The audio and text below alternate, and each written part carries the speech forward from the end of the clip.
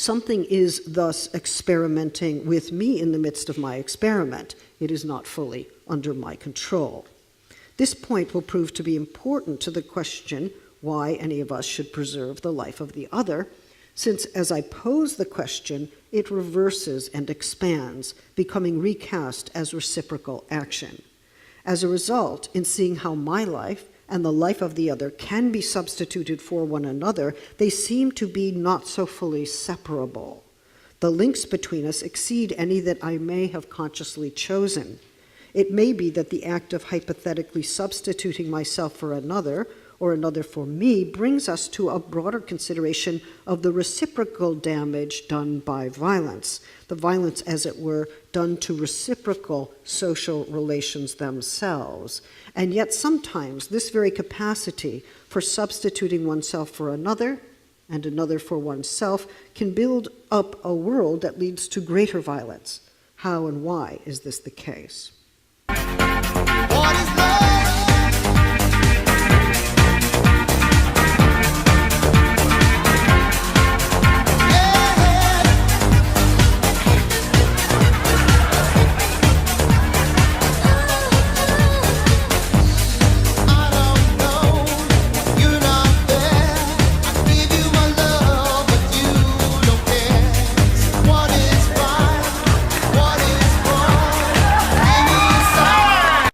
I tried to make room for the complexity of what we are, mainly because I think that life is more livable when we are not confined to categories that do not work for us, or categories that are imposed on us and take away our freedom.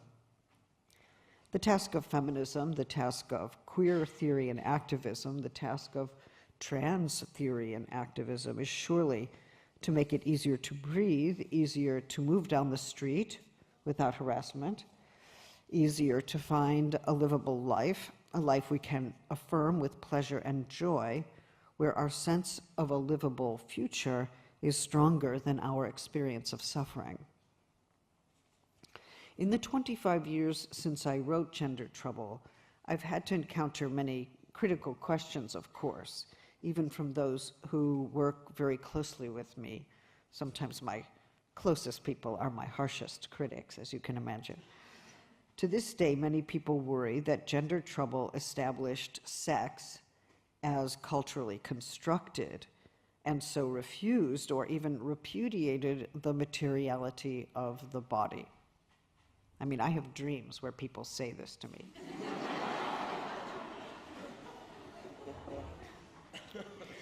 How do we answer this criticism? First, it is necessary to consider that to say that a body is constructed is not to say that it's fully constructed, or that it is nothing but a construction. We have to understand in what sense and to what extent a body is shaped and endowed with significance by virtue of the historical framework in which it is understood and the historical discourses through which it is formed.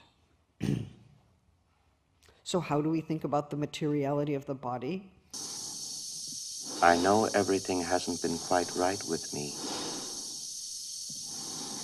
but I can assure you now, very confidently, that it's going to be all right again.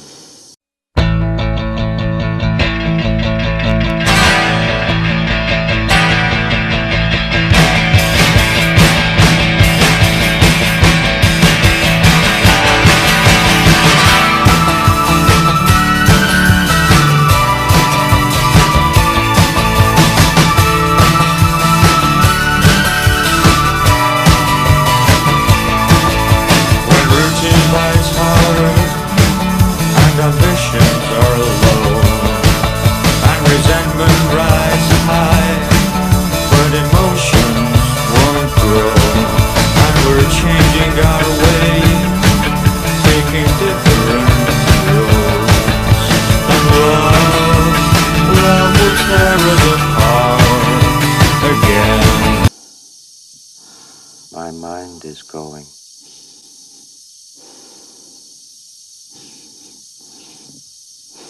There is no question about it.